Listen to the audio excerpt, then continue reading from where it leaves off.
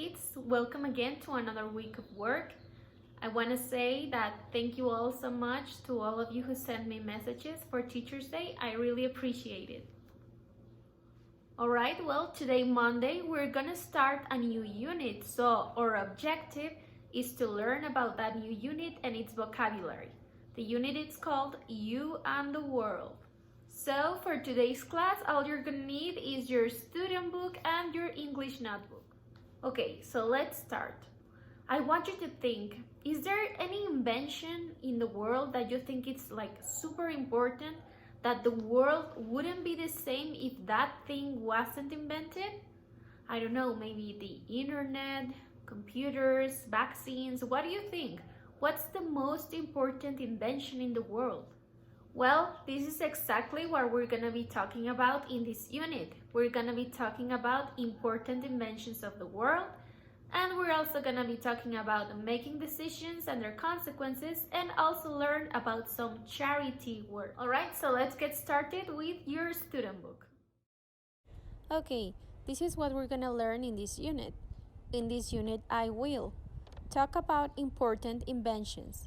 Think about decisions I make and their consequences. Write a story about how my life could have been different, and learn about different charities around the world. Okay, now exercise A. Look and answer. Here we have two pictures of bicycles, a modern bicycle and one of the first ones that existed. Now you have to answer these questions. Number 1. How was life different before bikes existed? How do you think that people lived before they invented the bikes? Write your answer. Number 2. What advantages does a bike have over a car? Why do you think a bike is better than a car? In what ways? And number 3. Can you think of an invention that is more important than a bike to the human race? Can you think of something else that maybe it's more important than a bike? You're gonna think of all your answers and write them here on your book. What do you think? Do you like bikes? Okay, now in the next page, exercise B. Listen and fill in the chart. I'm going to play an audio and you're gonna write here on the chart the percentage of people that voted for these inventions. The most important invention. Okay, they're gonna tell you some numbers and you have to write the numbers according to what the audio says. Student Book, Unit 9, Lesson 1, Activity B. Listen and fill in the chart. Recently, the bike was voted by people in Britain the most popular invention ever. 59% of people said they thought the bike was a fantastic invention because it was a simple design. It could be used by almost anyone, and it was a form of transportation which didn't damage the environment. The transistor, an object that controls the flow of electricity, came in second after the bike with only 8% of the votes.